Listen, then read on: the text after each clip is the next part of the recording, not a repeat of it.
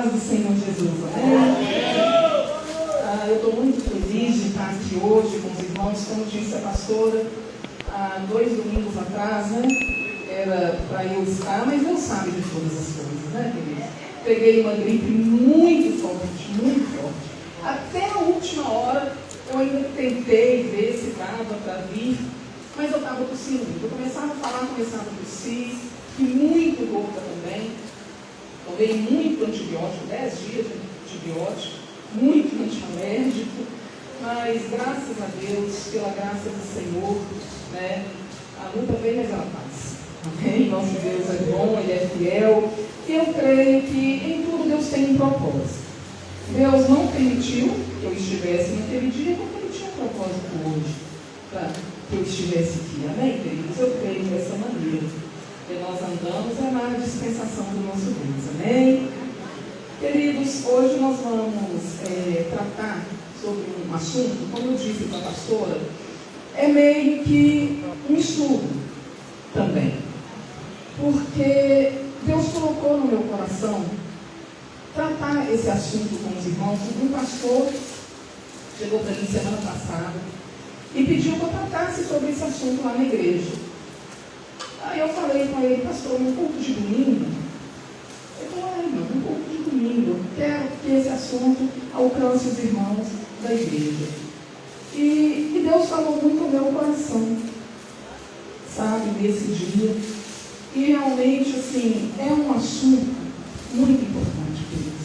Envolve muita batalha espiritual por uma razão. O que nós vamos tratar aqui hoje, o diabo não quer que a gente saiba. Ele não quer. E eu comecei a pensar, ministrei lá na igreja, e falei, Deus, é a igreja do Senhor, né? Nós estamos reunidos como igreja de Cristo. E Deus, eu tenho certeza que Ele vai falar conosco, Ele vai falar no nosso coração. Essa semana toda foi uma semana de muita batalha espiritual. Até pedir a pastora para ajudar, a pastora ajude em oração, em consagração. Porque quando eu falo que eu vou ministrar esse assunto, queridos, é batalha. Eu enfrento luta a semana inteira. Aí eu fico feliz. Eu falo, glória a Deus, o diabo está furioso, é porque Deus está satisfeito. A gente não pode deixar o diabo satisfeito. Se ele está furioso, é bênção. Amém, amados? Eu creio dessa maneira. Então nós vamos abrir a palavra do Senhor em Lucas capítulo 17. Nós vamos meditar na palavra do Senhor. Os irmãos estejam durante a ministração em estudo, em espírito de oração. Amém, amados? Semana passada, quando eu fui ministrar esse assunto, o microfone da igreja não funcionava. Eles tiveram que trocar o microfone umas 6 vezes. Eu começava a falar, a bateria acabava. Aí pegava o sem fio, do nada ele parava de funcionar. 6 vezes eles tiveram que trocar o microfone. Mas graças a Deus, Deus está nisso, porque o diabo levanta para cair. Amém? Maior é o nosso Jesus. Maior é aquele que está em nós do que aquele que está no mundo. Amém? Queridos, Lucas capítulo 17. Nós vamos ler versículo 26 ao versículo 30.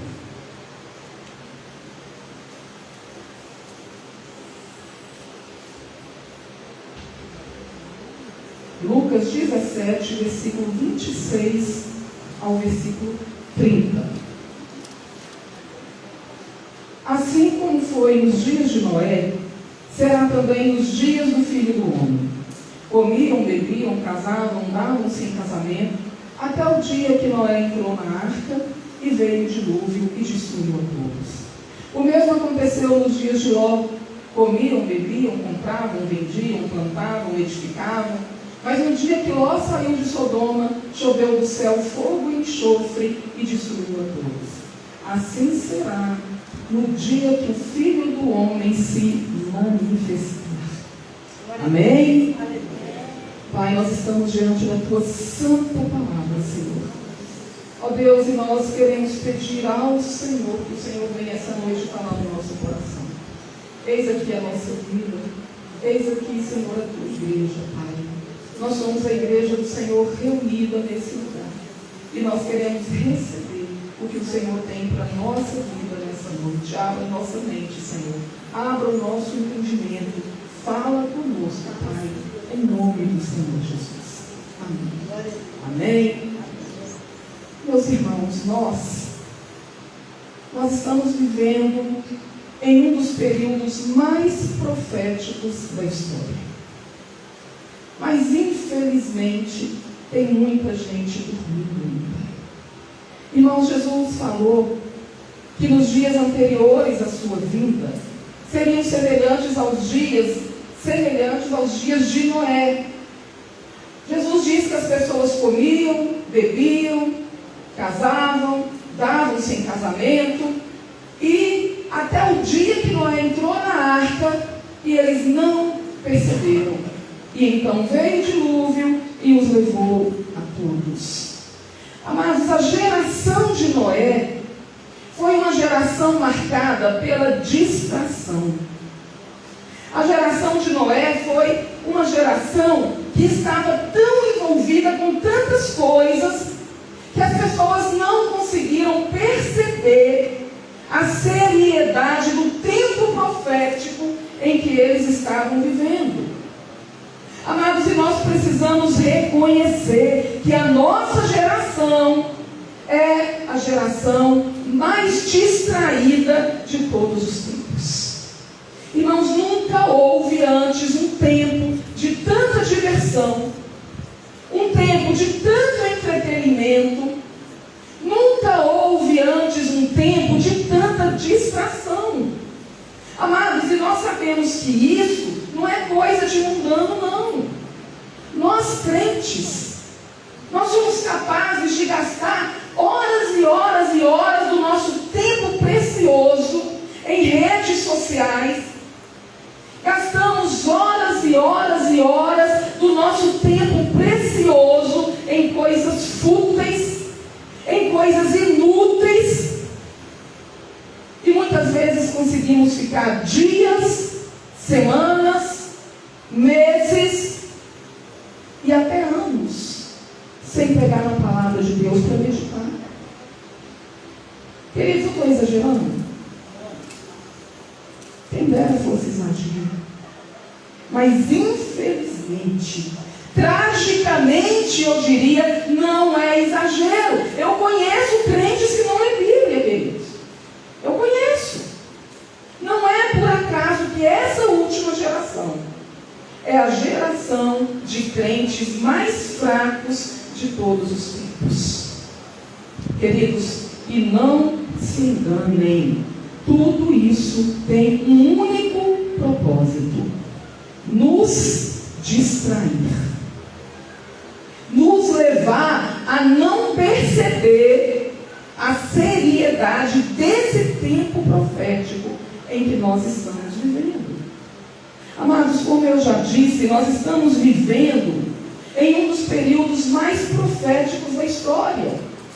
Amados, profecias incríveis, profecias reveladas há séculos na palavra de Deus, estão se cumprindo diante dos nossos olhos, estão se cumprindo aos olhos de todo mundo. E Deus, Ele nos revelou o fim, não foi para nos causar medo. Deus nos revelou o fim para ampliar nossa visão espiritual. Deus nos revelou o fim para fortalecer a nossa fé. Por isso, amados, nós precisamos estudar a palavra de Deus. Não por curiosidade apenas. Não apenas para adquirir conhecimento, mas para ampliar nossa visão espiritual. É para que a nossa fé seja fortalecida. É para que nós sobrevivamos espiritualmente nos dias que estão por vir. Porque o tempo está se esgotando. Queridos, tempos difíceis virão.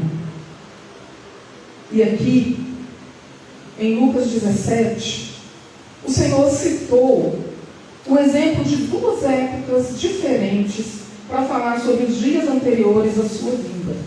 Foram os dias de Noé e os dias de Ló.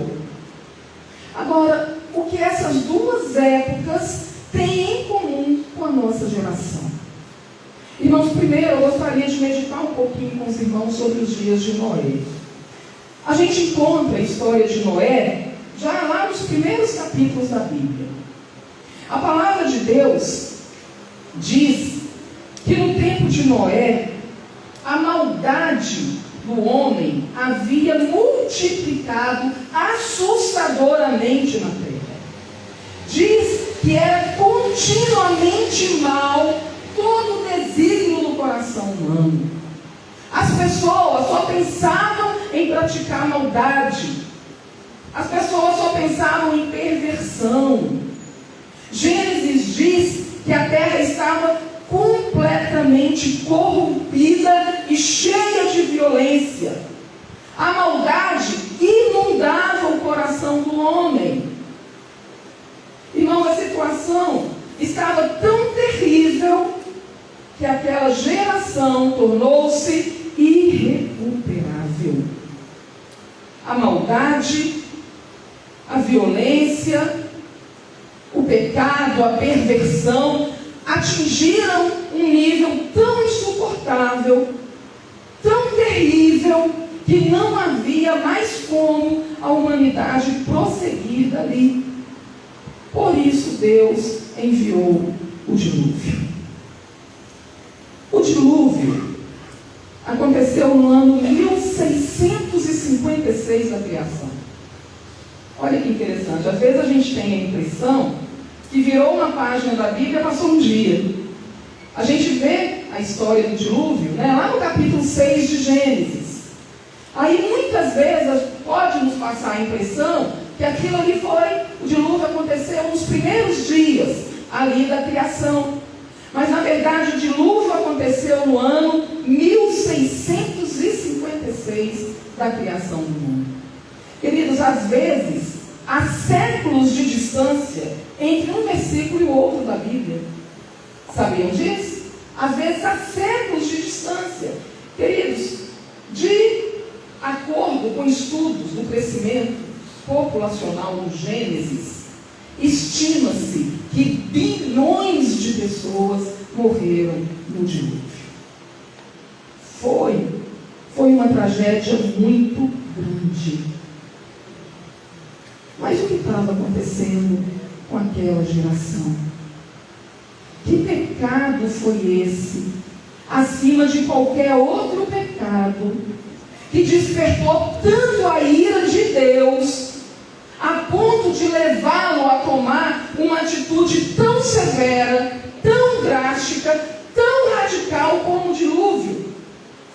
Queridos, com certeza não foi um pecado comum, como nós estamos acostumados a ver na humanidade. Com certeza foi algo sério demais, foi algo muito grave. Mas por que deveríamos nos preocupar com algo que aconteceu milênios antes de nós? Por que nós deveríamos nos preocupar com algo que parece tão distante de nós? Com algo que parece tão distante da nossa realidade hoje? Será que os acontecimentos lá no tempo de Noé estão realmente tão longe da nossa realidade? Amados, nós vimos que foi o próprio Jesus que nos advertiu que os dias anteriores à vinda dele seriam semelhantes aos dias de Noé. E isso por várias razões. Poderíamos citar muitas razões aqui, mas hoje eu quero falar sobre um dos aspectos daqueles dias que com certeza foi a causa central, foi a causa principal do extermínio de toda aquela geração. Irmã, coloca para nós o slide, já colocou? Né? Aquele slide ali. Queridos, o tema da palavra de hoje, embora seja um tema bem interessante, ele costuma ser bastante polêmico também. Não é verdade? Amados, por que alguns assuntos da Bíblia acabam causando tanta polêmica? Porque realmente há muitas coisas reveladas na palavra de Deus que para nós parecem extraordinárias demais. E a gente acaba muitas vezes tendo dificuldade de aceitar o que está escrito, de aceitar a Bíblia literalmente como ela é. Agora, o básico, queridos, que nós precisamos saber para nós compreendermos a palavra de Deus é que a Bíblia explica a si mesma. Amém? Então, o que nós não podemos é basear uma doutrina em um versículo bíblico isolado, porque isso pode dar margem para muita confusão. Mas se está embasado, se está fundamentado na palavra de Deus, então nós temos que nos submeter à autoridade da palavra de Deus. Ainda que para nós, muitas vezes, possa soar como estranho ou como extraordinário demais. Os irmãos concordam comigo nisso aqui? Amém? Vamos ler, queridos, Gênesis 6. Como Jesus disse que os dias anteriores, a vinda deles seria como nos dias anteriores ao dilúvio, vamos ver o que a palavra de Deus está nos dizendo sobre esse tempo, lá em Gênesis capítulo 6.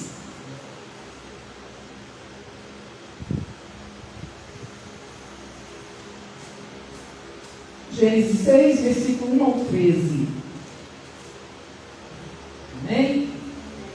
Como se foram multiplicando os homens na terra, e lhes nasceram filhas, vendo os filhos de Deus que as filhas dos homens eram formosas, tomaram para si mulheres, as que entre todas mais lhe agradaram. Então disse o Senhor: o meu espírito não agirá para sempre no homem, pois ele é carnal, e os seus dias serão 120 anos. Ora, naquele tempo havia gigantes na terra. Também depois, quando os filhos de Deus possuíram as filhas dos homens, as quais lhe deram filhos, estes foram valentes, varões de renome na antiguidade. Viu o Senhor que a maldade do homem se havia multiplicado na terra, e que era continuamente mau todo o desígnio do seu coração. Então se arrependeu o Senhor de ter feito o homem na terra, e isso lhe pesou no coração. Disse o Senhor: farei desaparecer da face da terra o homem que criei, o homem e o animal, os répteis e as aves dos céus, porque me arrependo de os haver feito. Porém Noé achou graça diante do Senhor. Eis a história de Noé. Noé era homem justo e íntegro entre seus contemporâneos. Noé andava com Deus. Gerou 3 filhos, Sem, Cã e Jafé. A terra estava corrompida à vista de Deus e cheia de violência. Viu Deus a terra, e eis que estava corrompida, porque todo ser vivente havia corrompido o seu caminho na terra. Então disse Deus a Noé: resolvi dar cabo de toda a carne, porque a terra está cheia da violência dos homens. Eis que os farei perecer juntamente com a terra. Amém? Agora vamos ver Judas. Vamos ler 2 versículos de Judas.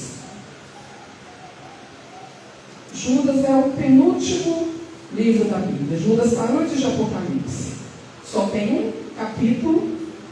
Nós vamos ler o versículo 6 e o versículo 7. Queridos, prestem atenção no que diz aqui a palavra do Senhor. E há anjos que não guardaram o seu estado original, mas abandonaram o seu próprio domicílio. Ele os tem guardado sob trevas, em algemas eternas, para juízo do grande dia. Como Sodoma e Gomorra e as cidades circunvizinhas, que havendo se entregado à prostituição, como aqueles quem? Os anjos, não é isso? Seguindo após outra carne, ou seja, com uma carne que não era da mesma natureza. São postas para exemplo do fogo eterno, sofrendo punição. Amados, prestem bastante atenção no que a palavra de Deus está nos dizendo. Nós vimos no versículo 4 ao versículo 6 de Gênesis, dizendo assim: naquele tempo havia gigantes na terra, e também depois, quando os filhos de Deus possuíram as filhas dos homens, as quais lhes deram filhos, esses foram valentes, varões de renome na antiguidade. Olha só, amados, o que é que a palavra de Deus está dizendo aqui? A palavra de Deus está nos dizendo que Deus, Ele viu uma situação aqui na terra que estava tão terrível, que Deus resolveu exterminar toda aquela geração. Aqui, a palavra que para nós aparece como gigantes, no hebraico original, aparece a palavra nefilins. Mas coloca um outro slide para nós, por favor.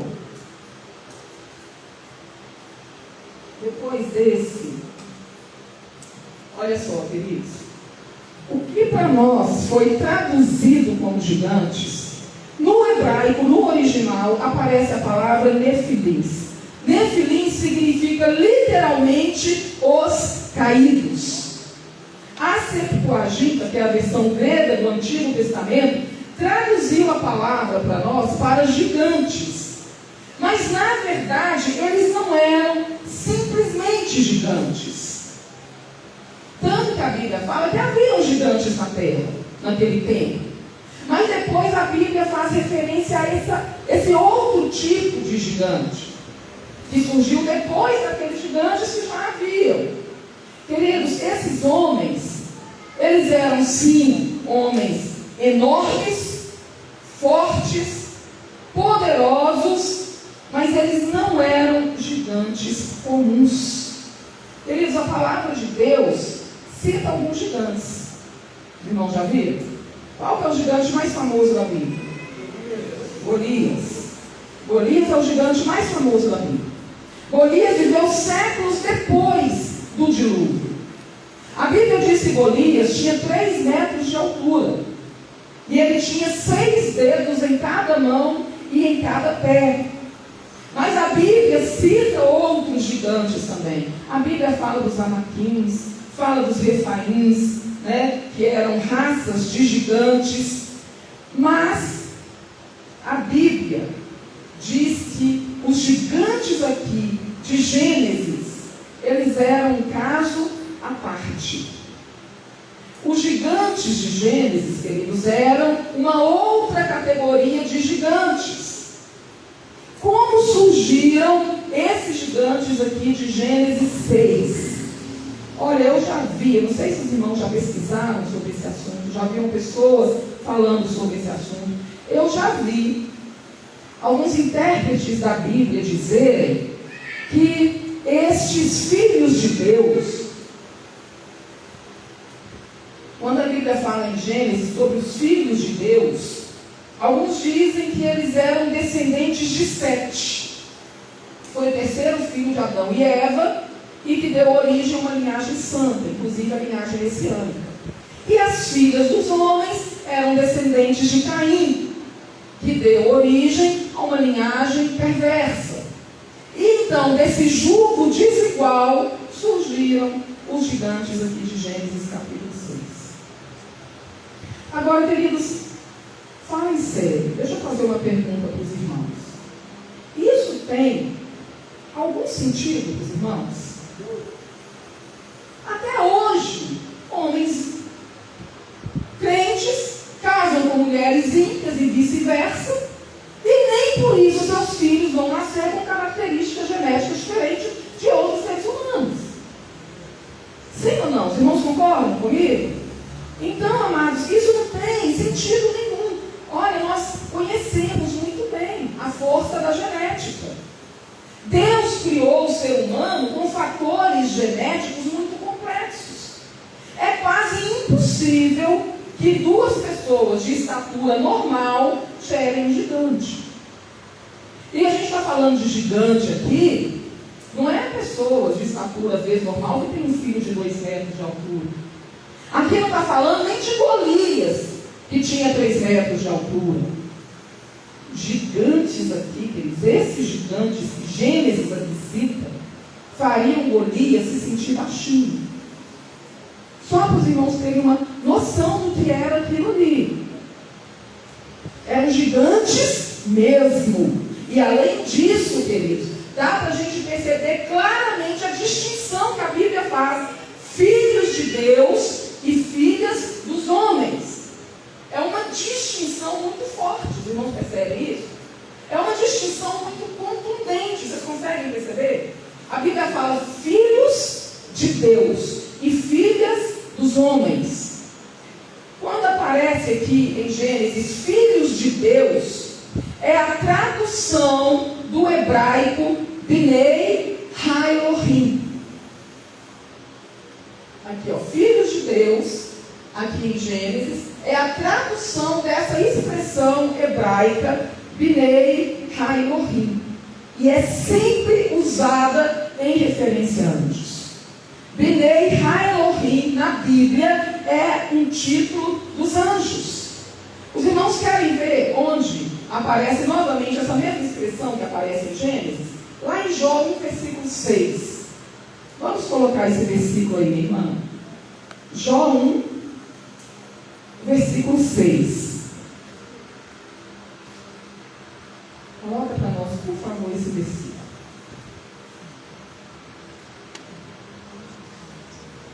Jó, capítulo 1,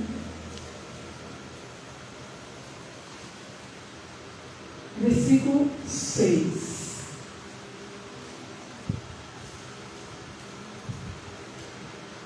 Olha o que está escrito aí. Num dia em que os filhos de Deus vieram apresentar-se perante o Senhor, veio também Satanás entre eles. Filhos de Deus aqui está se referindo a quem? A anjos, não é isso? E ali aparece a mesma palavra que aparece no Gênesis, Bnei Ha-Elohim. A gente vê novamente em Jó 2, versículo 1, a mesma palavra, a mesma coisa dizendo em Jó 2, Jó capítulo 2, versículo 1. Dá para colocar para nós também, só para a gente conferir o que eu estou falando? Jó 2, versículo 1. Amém? Jó capítulo 2, versículo 1. Está dito a mesma coisa, não é isso, meu irmão? Fala lá, ó, num dia em que os filhos de Deus vieram apresentar-se perante o Senhor, veio também Satanás entre eles. Novamente aparece aí em referência, falando dos filhos de Deus, em referência aos anjos. E é a mesma palavra que aparece aqui em Jó, a mesma expressão aparece no Gênesis, que é Bnei Ha-Elohim. Então, queridos, o que a palavra de Deus está nos dizendo em Gênesis 6, versículo 4? Está dizendo que anjos caídos, olha só, queridos, Judas 6 se refere a eles como anjos que não guardaram o estado original. Eles começaram a ter relações sexuais com mulheres aqui na terra. E dessa relação profana de humano com anjo caído foram gerados os nefilis. Os irmãos vão entender por que nós estamos falando isso aqui, queridos. Aí alguém poderia falar, Léa, mas lá em Mateus 22:30 diz que na ressurreição nós seremos como os anjos do céu, que não se casam nem se dão em casamento. Ok, né? Só que em Mateus, Jesus está falando de anjos do céu. Jesus está falando de anjos que estão no céu. Aqui em Gênesis 6, são anjos caídos. Judas diz que são anjos que abandonaram a esfera celeste para entrar na terrena. E além do mais, queridos, nós vemos vários exemplos na Bíblia mostrando que anjos podem sim se materializar. Nós vemos exemplos disso na Bíblia, sim ou não? Anjos são espíritos? São, mas eles podem se materializar. E não por acaso, queridos, não por coincidência, a segunda época citada pelo Senhor para falar sobre os dias anteriores à sua vinda foram os dias de Ló, lá em Sodoma e Gomorra. Os irmãos se lembram da história de Sodoma e Gomorra? O que os moradores de Sodoma e Gomorra fizeram para que ocasionasse um juízo divino tão severo, com fogo e enxofre, que outras regiões naquele tempo não tivessem pecados iguais e não recebessem o mesmo nível de juízo, de castigo e de destruição? Os irmãos depois podem ler lá em Gênesis 19. Nós não vamos ler porque não vai dar tempo. Mas lá em Gênesis 19 diz que os moradores de Sodoma e Gomorra estavam querendo ter relações sexuais com os anjos. Os irmãos se lembram que estava acontecendo isso lá em Sodoma e Gomorra? Por isso que Judas fala, como Sodoma e Gomorra e as cidades circunvizinhas, que havendo-se entregado à prostituição, como aqueles anjos lá do Gênesis. Os irmãos percebem? Então, queridos, o nível de perversão de Sodoma e Gomorra era mais grave do que nós imaginamos. Então, amados, o dilúvio foi por causa dessa hibridização. E a destruição de Sodoma e Gomorra também foi pela mesma razão. O que é híbrido? Coloca para nós aquele outro slide, irmão, por favor, aquele primeiro slide, que mostra ali a definição da palavra híbrido. É o de cima, isso. Agora de baixo. Isso. O que é híbrido? É um organismo formado pelo cruzamento de dois progenitores de espécies diferentes. Um exemplo muito conhecido por nós é a mula. Quem entende de animal aí, né? A mula, ela é o resultado do cruzamento entre uma égua e um jumento, que são seres de espécies diferentes.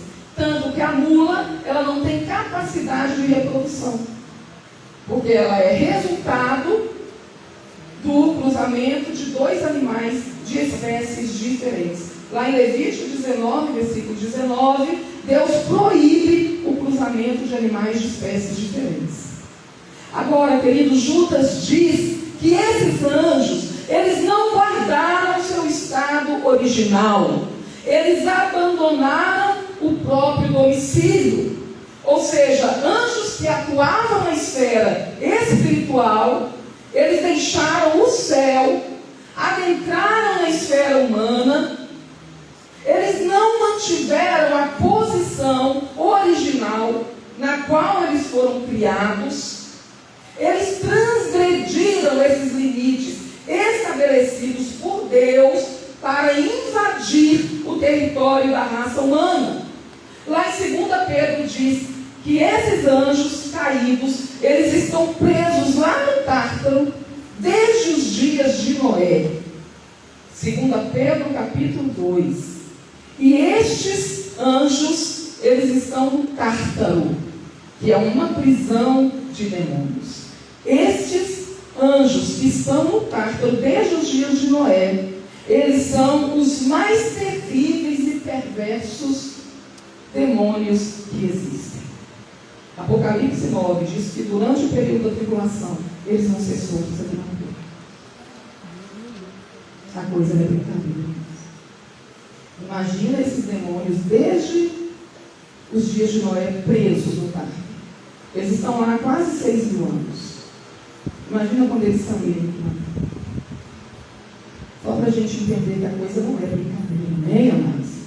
Queridos, estes seres híbridos que surgiram da mistura de humano com anjo caído, é que na verdade são os demônios. Por que os demônios, eles ficam querendo entrar no corpo das pessoas? Quando os nefilins morreram no dilúvio, o espírito deles, a alma deles, ficou sem ter para onde ir. Porque aqueles anjos caídos, lá do Gênesis, a Bíblia diz que eles estão presos no Tártaro. Os outros tipos de demônios com Satanás, eles habitam nas regiões celestiais. Os ímpios, quando morrem, vão para o Hades. Não é isso? Para o juízo final. Os salvos, quando morrem, a alma deles vai para o paraíso, vai para a presença de Deus. Mas estes seres, eles não têm para onde ir. Jesus falou que quando eles saem do corpo de uma pessoa, eles ficam vagando por lugares áridos, procurando um lugar para repousar. Quando eles não encontram, o que é que eles fazem? Eles falam assim, olha, eles vão lá, buscam outros 7 piores do que ele, e falam assim, vão voltar para aquele corpo lá de onde eu saí. Porque assim fica mais difícil aquela pessoa ser liberta. Os irmãos se lembram do endemoniado gadareno? Quando Jesus repreendeu os demônios dele, eles pediram a Jesus para entrar nos porcos. Jesus permitiu que eles entrassem nos porcos. Por quê? Porque eles não têm para onde ir. Porque eles não foram seres originalmente criados por Deus. Amados, estes seres, eles são tão perversos que a nossa mente não consegue imaginar o nível de perversão desses seres. O que você conseguir imaginar, eles ainda conseguem superar. Tamanho o nível de bestialidade que os nefilins tinham. É por isso que Gênesis 5 diz que a maldade do homem havia se multiplicado na terra e era continuamente mal todo o desígnio do coração humano. O versículo 11 de Gênesis 6 diz que a terra estava corrompida e cheia de violência. Amados, a situação aqui ficou tão insustentável que não havia mais a mínima condição da humanidade prosseguir adiante sem que algo radical e decisivo acontecesse. Mas a Bíblia diz que Noé andava com Deus. O apóstolo Pedro chama Noé de pregador da justiça. E mesmo ninguém lhe dando ouvidos, por 120 anos, Noé perseverou em pregar a palavra de Deus. Ele perseverou em anunciar o juízo que estava por vir sobre a terra. Amados, 120 anos pregando, Deus vai julgar o pecado da humanidade.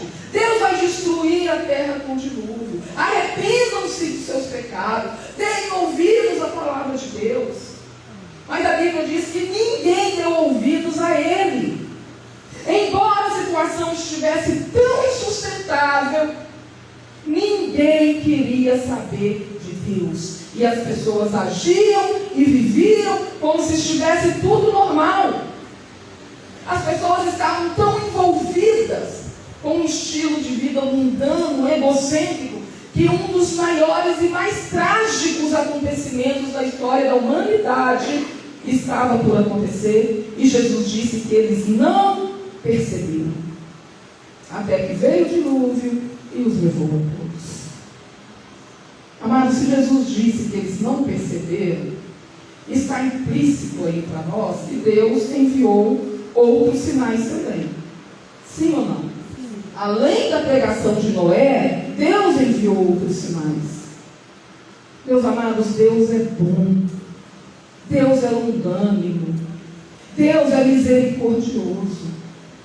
A palavra de Deus nos diz que Deus não quer que nenhum se perca, mas que todos cheguem ao arrependimento. Deus quer que todas as pessoas sejam salvas. Mas o coração deles estava tão endurecido que eles se tornaram cegos, eles se tornaram insensíveis à voz do Espírito Santo de Deus. Eles se tornaram insensíveis aos alertas, aos sinais que Deus estava enviando. Amados, e com a nossa geração acontece a mesma coisa. Deus tem enviado alertas, Deus tem enviado sinais, as profecias estão se cumprindo, a igreja tem anunciado a volta de Jesus, mas as pessoas pessoas não acreditam. As pessoas endurecem o coração. Mas, queridos, crendo ou não crendo, estando preparados ou não, ninguém pode fugir do que está profetizado. A palavra de Deus vai se cumprir. Aleluia. Quer as pessoas aceitem ou não. Glória a Deus. O nosso Jesus, muito em breve, vai voltar. Amém. Queridos, mas agora eu quero fazer aqui uma pergunta para os irmãos. Será que aqueles anjos caídos, eles tinham um desejo sexual pelas mulheres aqui na terra? Não. Na verdade, o que aqueles anjos caídos procuravam e ainda procuram o tempo todo é tentar impedir os planos de Deus. Qual era o propósito deles? Eles queriam corromper toda a raça humana e dessa maneira impossibilitar a redenção da humanidade. Deus falou com Eva que da sua semente viria o Salvador da humanidade. Viria aquele que ia pisar na cabeça da serpente, como de fato Jesus já pisou. Amém, meus queridos? Porque foi para isso que se manifestou o Filho de Deus, para destruir as obras do diabo. Glória a Deus.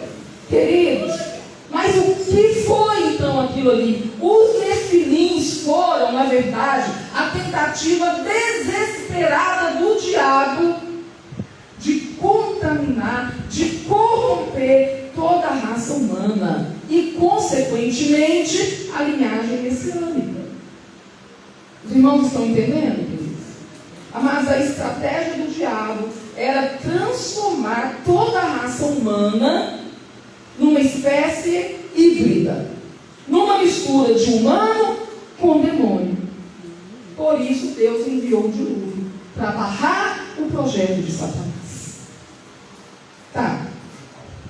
Mas aí eu volto com a pergunta para os irmãos. O que tudo isso tem a ver com a nossa geração? Amados, nós somos a última geração da igreja na terra. Os irmãos têm essa convicção? Amém. Amados, nós estamos vivendo as profecias bíblicas do fim. O mundo está rapidamente sendo preparado para o governo do anticristo. E uma das provas disso é que nós já estamos vendo se cumprir o que está profetizado lá em Apocalipse, capítulo 13. Apocalipse 13, versículos 16 ao 18. Diz assim a palavra do Senhor.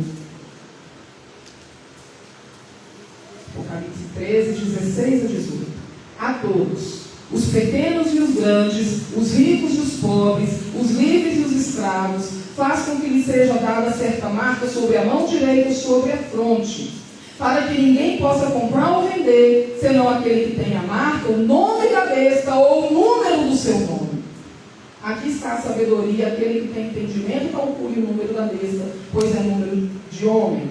Ora, esse número é 666.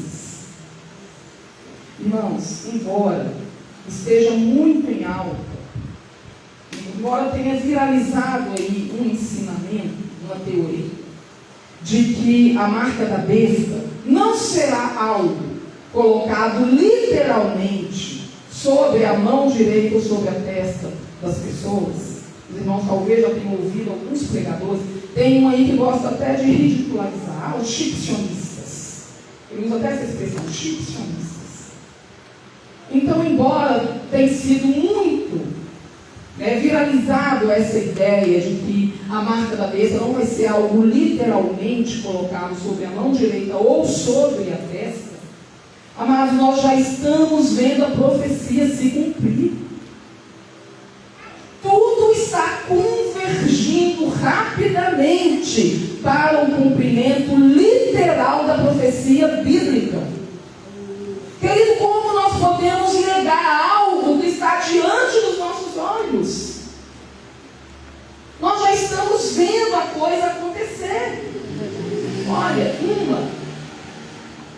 profecias que eu considero, queridos, mais sérias da palavra de Deus em relação ao anticristo é a profecia que está lá em Daniel 8, capítulo 25. A Bíblia diz que o anticristo, ele fará prosperar o engano. A Bíblia diz que o anticristo, ele vai ser próspero, ele vai ser bem sucedido em enganar as pessoas. Ele tentou enganar o próprio Jesus com a palavra de Deus, o que ele não vai tentar fazer conosco.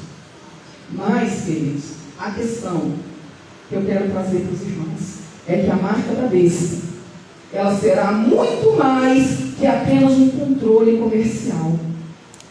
A questão vai ser muito mais séria do que isso.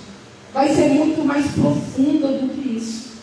Porque a marca da besta, ela vai alterar fisicamente e espiritualmente aquele que a receber. Os irmãos já ouviram falar sobre Klaus Schwab? Klaus Schwab foi presidente do Fórum Econômico Mundial por mais de 50 anos. Ele deixou o cargo agora em abril de 2025. Klaus Schwab escreveu um livro chamado A Quarta Revolução Industrial. Ele diz nesse livro que até 2030, todo ser humano vai ter um chip no corpo. E é interessante que ele chama isso de ser humano híbrido. Ele fala que será o ser humano híbrido, que vai ser uma mistura do humano com a máquina. Agora vejam que coisa interessante. Lá em Daniel capítulo 2, irmão, coloca para nós, por favor, uma imagem de uma estátua. A estátua do sonho de Nabucodonosor. Queridos, Deus mostrou para Nabucodonosor uma estátua que representa todos os impérios gentios do mundo. Desde o primeiro império gentio, que foi o Império Babilônico, até o último império gentio do mundo, que será o império do Anticristo. Mas o interessante, os irmãos já devem ter visto lá em Daniel 2 falar, o Império Babilônico representado pela cabeça de ouro, o Império Medo-Persa, que foi representado pelos peitos e os braços de prata, o Império Grego representado pelos quadris de bronze, o Império Romano, que é representado na estátua pelas pernas de ferro. Agora, o último império, que será o império do Anticristo, ele é representado pelos pés da estátua, que é formado com parte de barro e parte de ferro. Os pés da estátua é uma mistura de ferro e barro. O barro na Bíblia representa o quê? A humanidade, a carne, a criação natural de Deus. Nós somos feitos do barro, não é isso? O ferro é uma máquina, é uma estrutura artificial. Então, queridos, essa mistura sugere a tentativa de alterar a natureza humana, que seria exatamente a proposta de Klaus Schwab no livro dele. Isso seria a hibridização final. O homem com a máquina, o barro com o ferro. Isso parece loucura, meus irmãos? Não. Queridos, o mundo espiritual não brinca em serviço, não. Satanás não brinca em serviço. A coisa é muito mais séria do que a gente imagina. Amados, hoje não dá tempo, obviamente, para a gente aprofundar nesse assunto. Eu ministrei esse assunto, foram 6 estudos falando sobre esse assunto, para a gente conseguir realmente entender claramente isso aqui. Hoje eu estou fazendo um resumo para os irmãos aqui. Mas, queridos, qual que é o propósito da marca da besta? É o controle e a submissão total ao anticristo e ao seu sistema. Muito além de um símbolo ou de um número, a marca vai ser um sistema de fidelidade total que vai ser imposto a todos por meio da tecnologia. Uma tecnologia que vai integrar corpo, mente e controle econômico. A marca da besta vai representar a fusão entre a tecnologia e a biologia.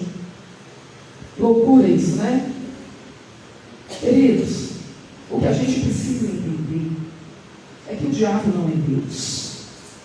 O anticristo não é Deus. Eles não são oniscientes, onipresentes, nem onipotentes, porque esses são atributos que só o Deus verdadeiro tem. Então, queridos, eles vão ter que se valer da tecnologia para que consigam dominar o mundo.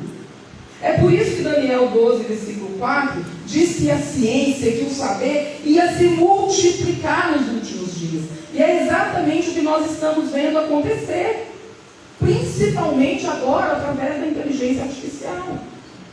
O mundo, queridos, está se preparando para um selo físico e espiritual que vai marcar aqueles que pertencem à besta. Amados, só prestem atenção numa coisa aqui agora, para fechar esse assunto. O DNA dos Nefilins era um DNA corrompido. Era um DNA de espíritos imundos, porque era a fusão do humano com anjos caídos. A marca da besta não vai ser um simples chip, ou uma tatuagem eletrônica quântica, como alguns dizem. A marca da besta vai ser um dispositivo físico com implicações espirituais. Essa marca será a fusão do físico com o espiritual. Mas vai ser algo que vai alterar completamente a essência do ser humano, para que ele se torne incapaz de se arrepender. Exatamente como são os demônios. Os demônios são incapazes de se arrepender. E a marca da besta vai fazer isso no ser humano. Amados, vocês já ouviram falar que quando Deus nos fez, Ele colocou no nosso DNA uma marca? Vocês já ouviram falar isso? Nós temos a assinatura do Criador em nós, porque nós somos feitos à imagem e semelhança do Criador. Irmãos, o nome santo de Deus está codificado na estrutura do DNA humano, como um artista que assina a obra que ele criou. Agora eu vou mostrar aqui para vocês uma coisa. Os irmãos já ouviram falar sobre gematria? Gematria é um recurso de atribuir números às letras hebraicas. Cada letra hebraica corresponde a um número. Não é isso? Agora olha para os irmãos verem uma coisa aqui. Embora a gente às vezes não observe muito, mas tem muita gematria na Bíblia. Tem muitas passagens na Bíblia com gematria. A mais famosa que nós conhecemos é a de Apocalipse 13, que fala sobre a marca da besta. Mas tem muita gematria na Bíblia. Agora vejam que tremendo isso aqui, queridos. As 4 letras que correspondem ao nome de Deus no hebraico é YHWH. Nós falamos Yahvé, mas na verdade o nome de Deus ele é impronunciável, não é? Mas nós falamos Yahvé e corresponde a YHWH. Aquilo ali é o nome de Deus no hebraico. Agora, na gematria, o Y corresponde ao número 10, o H corresponde ao número 5, o W ao número 6, e novamente aparece o H no final, corresponde ao número 5. O nome de Deus totaliza o número 26. Ok? Agora vejam a correspondência do nome de Deus. Olha que incrível isso aqui, queridos. O outro slide. Olha só que coisa incrível. Recentemente, pesquisadores, médicos e outros estudiosos judeus, eles observaram o seguinte padrão simbólico na unidade estrutural da cadeia do DNA. Olha o que eles descobriram. Esse grupo fosfato tem 10 átomos. Desoxirribose, que é açúcar, 5 átomos. Base nitrogenada, 6 átomos. Desoxirribose final, mais 5 átomos. Isso corresponde ao número, olha só, 10 mais 5, mais 6, mais 5. Isso corresponde ao número 26. Eles vejam a correspondência do nome de Deus no hebraico com os elementos, ou padrões bioquímicos do DNA. Ou seja, cada célula do corpo humano tem a assinatura do Criador. Queridos, o corpo humano tem entre 30 e 40 trilhões de células. Em cada uma, cada pedacinho nosso, Deus colocou o nome dele. Queridos, Salmo 139, 14, Davi fala assim: graças te dou, visto que por modo assombrosamente maravilhoso me formaste. Queridos, é realmente assombrosamente maravilhoso. Cada pedacinho do seu corpo tem o nome de Deus, tem a assinatura de Deus. Agora os irmãos vejam como isso é sério, queridos. Apocalipse diz que a marca da besta é o nome ou o número do seu nome. Porque o nome ou o número do Criador já está em você, já está no seu DNA. Então o que o anticristo vai querer fazer? O que a besta vai querer fazer? Ela vai querer colocar o nome dela ou o número do seu nome no DNA daqueles que não pertencem a Cristo. Amados, a gente já tem ouvido muito falar sobre editar ou modificar o DNA humano para tratar doenças, para melhorar características humanas. Tudo parece muito bom, parece muito nobre no começo, mas nós sabemos que não é esse o real objetivo, amados. Mas só quem tem visão espiritual consegue perceber isso. Porque quem não tem visão espiritual acha tudo normal, vai acostumando com tudo. E é essa exatamente a estratégia do diabo: fazer a gente pensar que é tudo normal, quando na verdade não é. Amados, lá em Gênesis 6, 12, quando diz assim, Gênesis 6, 12: viu Deus a terra, e eis que estava corrompida, porque todo ser vivente havia corrompido o seu caminho na terra. Queridos, a corrupção completa era sim moral, mas também era genética. O que foi nos dias de Noé foi um DNA contaminado, vai voltar nesses tempos finais, através da marca da besta. Quem receber a marca da besta não terá mais condições de ser perdoado, porque ele não terá mais condições de se arrepender. Será como os demônios.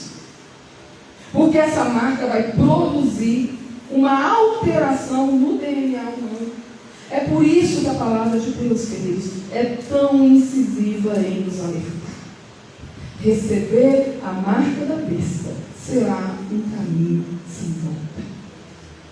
Apocalipse 14, versículo 9 ao 11 diz assim: seguiu-se a estes outro anjo, o terceiro, dizendo em grande voz: se alguém adora a besta e a sua imagem, e recebe a sua marca na fronte ou sobre a mão, também esse beberá do vinho da cólera de Deus, preparado sem mistura, do cálice da sua ira, e será atormentado com fogo e enxofre diante dos santos anjos e na presença do Cordeiro. A fumaça do seu tormento sobe pelos séculos dos séculos, e não tem descanso algum, nem de dia nem de noite. os adoradores da besta e da sua imagem, e quem quer que receba a marca do seu nome. Queridos, por que eu estou trazendo isso aqui hoje para os irmãos? Isso não parece uma mensagem de domingo à noite. Não é verdade? Eu tinha, na verdade, outra mensagem preparada. Mas por que eu estou trazendo isso hoje para os irmãos? Porque está muito em alta no meio evangélico, pessoas falando que não tem nada a ver colocar algo, um chip, uma tatuagem eletrônica quântica, outra tecnologia que surgiu sobre a mão, sobre a fronte, não tem nada a ver, isso é tecnologia. A marca da besta não é literal. Nós precisamos estar com nossos olhos espirituais abertos. Queridos, como eu disse para os irmãos, a palavra de Deus nos alerta que o anticristo, ele será próspero, ele será bem-sucedido em enganar as pessoas. Por isso nós precisamos ter cuidado. Nós precisamos, amados, estar firmados na palavra de Deus, porque a palavra de Deus é a única arma poderosa capaz de nos livrar do engano. Queridos, crente que não estiver firmado na palavra, crente que não se alimenta da palavra de Deus, será facilmente enganado, será presa fácil para o diabo. E tudo isso é muito sério, isso não é brincadeira. Nós somos a última geração. Nós somos a geração dos tempos finais. Jesus falou que seria um tempo de muito engano. Se possível, enganaria até os eleitos de Deus. Então nós precisamos ter cuidado. Amém, queridos? Queridos, hoje nós falamos aqui sobre um dos sinais que Jesus deixou sobre a proximidade da sua vida. Mas nós poderíamos ficar aqui dias e dias só falando sobre os inúmeros sinais, sobre as inúmeras profecias que estão se cumprindo nos nossos dias. Porque as profecias têm se cumprido de forma muito intensa, de forma muito acelerada, tanto na natureza, como no campo religioso, político, econômico, científico, tecnológico. Queridos, está tudo registrado na palavra de Deus, e tudo está se cumprindo diante dos nossos olhos. Nós estamos vivendo um período de tempo profético, que Jesus chamou de princípio das dores de parto. E a gente não pode negligenciar, a gente não pode fechar os olhos para tudo que tem acontecido nesse mundo, porque as dores de parto estão cada dia mais constantes e mais fortes. Nós estamos a cada dia mais próximos do retorno do Senhor Jesus. Então, amados, é tempo de nós estarmos preparados. Queridos, nós, muito em breve, nós seremos tirados dessa terra. Muito em breve, a igreja de Jesus será tirada da terra. E nós precisamos estar preparados. Muito em breve, o noivo virá nos buscar. Isso te alegra? Ou isso te preocupa?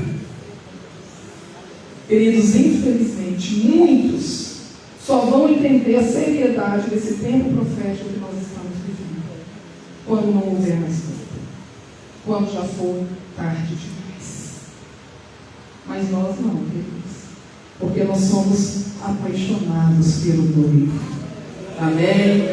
Nós temos no nosso DNA a assinatura do Criador, porque nós pertencemos a Ele. Oh, glória a Deus! Amém? Apocalipse 22:17 diz assim: o Espírito e a noiva dizem: vem. Aquele que ouve, diga: vem.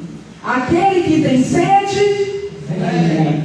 E quem quiser, receba de graça da água da vida. No seu DNA está a assinatura do Criador. Não permita que outro coloque o seu nome, porque você pertence ao Senhor Jesus. Amém, amados? Só quem ama o noivo e deseja a vida dele agora. Nós vamos encerrar repetindo. Maranata, ora vem, Senhor Jesus. Amém? Vamos falar juntos?